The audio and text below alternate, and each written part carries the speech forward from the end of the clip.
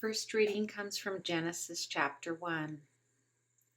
In the beginning, when God created the heavens and the earth was a formless void, and darkness covered the face of the deep, while a wind from God swept over the face of the waters.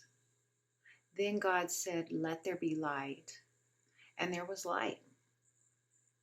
And God saw that the light was good, and God separated the light from the darkness. God called the light day, and the darkness night. And there was evening, and there was morning, the first day. And God said, "Let there be a dome in the midst of the waters, and let it separate the waters from the waters." So God made the dome and separated the waters that were under the waters, and from the waters that were above the dome. And it was so. God called the dome sky, and there was evening, and there was morning, the second day. And God said, "Let the waters under the sky be gathered together into one place, and let the dry land appear." And it was so. God called the dry land earth, and the waters that were gathered he called seas. And God saw that it was good.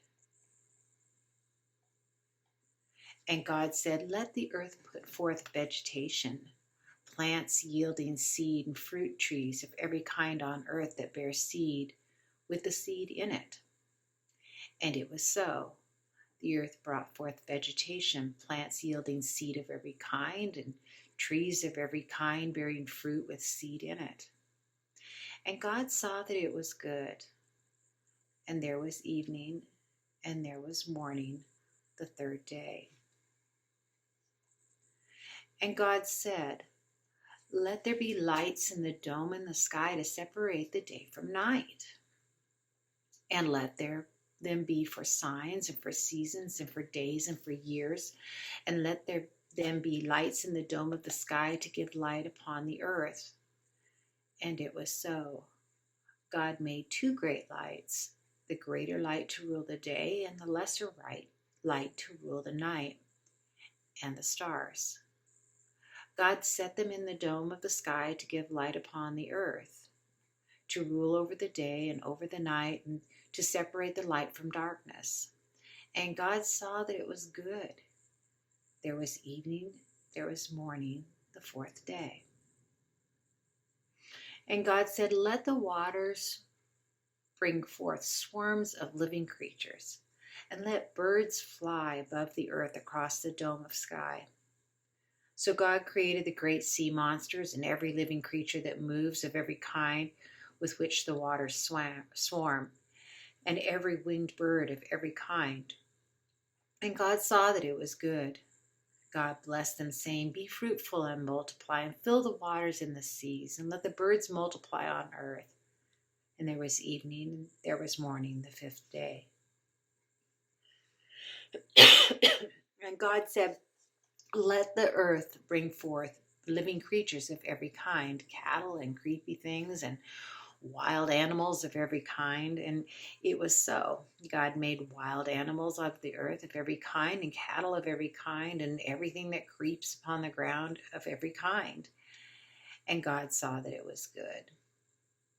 And then God said, "Let us make humankind in our image, according to our likeness, and let them have dominion over the fish in the sea, and over the birds of the air, and over the cattle, and over the wild animals of the earth, and over every creeping thing that creeps the earth."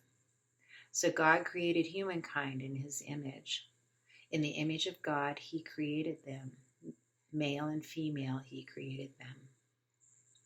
God blessed them, and God said to them, "Be fruitful and multiply, and fill the earth and subdue it, and have dominion over the fish in the sea, and over the birds in the air, and over every living creature that moves upon the earth."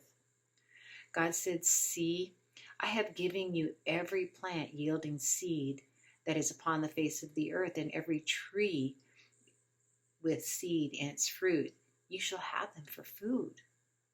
And to every beast of the earth, and to every bird of the air, and to everything that creeps on the earth, everything that has breath of life, I have given every green plant for food. And it was so. God saw everything he had made, and indeed it was very good. And there was evening, and there was morning, the sixth day.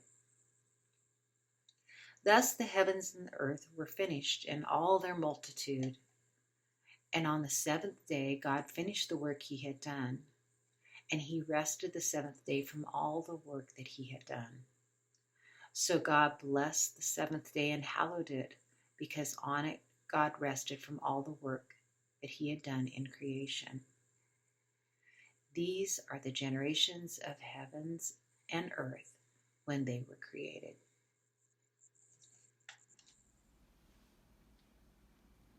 55th chapter of Isaiah. Come, all you who are thirsty, come to the waters, and you who have no money, come, buy and eat. Come, buy wine and milk without money and without cost. Why spend money on what is not bread, and your labor on what does not satisfy? Listen to me and eat what is good, and your soul will delight in the riches of fare. Give ear and come to me, hear me, that your soul may live. I will make an everlasting covenant with you, my unfailing kindnesses that I promised to David. See, I have made him a witness to the peoples, a leader and commander of the peoples. Surely you will summon nations you know not, and nations that do not know you will hasten to you, because the Lord your God, the Holy One of Israel, for he has endowed you with splendor. Seek the Lord while he may be found. Call on him while he is near. Let the wicked forsake his thought, and the evil man his thoughts. Let him turn to the Lord, for he will have mercy on him, and to our God, for he will freely pardon. For my thoughts are not your thoughts, neither are my ways your ways, declares the Lord. As the heavens are higher than the earth, so are my ways higher than your ways, and my thoughts than your thoughts. As the rain and the snow come down from heaven, and do not return to it without watering the earth and making it bud and flourish, so that it yields seed for the sower and bread for the eater, so is my word that goes out from my mouth. It will not return to me empty, but will accomplish what I desire and achieve the purpose for which I sent it. Trust and smile. Honey, trust the Lord a bit and don't forget to smile. Ain't no use of frettin' and a moanin' all the while. Suppose the rain does pepper down. Suppose the skies 'em gray. Sure, the good Lord ain't going to let it always be that way. Why, he's just sending trials for to put you to the test. That's his way of trying out the ones he loves the best. Don't you remember Daniel in the fierce old lion's den? Why, he just smile and trust his Lord, and out he come again. And when the Hebrew children in the fiery furnace lit, why, they just smile and trust the Lord and didn't burn a bit.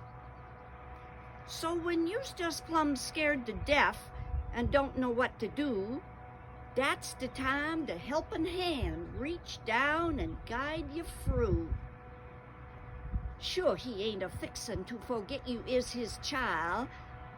Honey, trust the Lord a bit and don't forget to smile.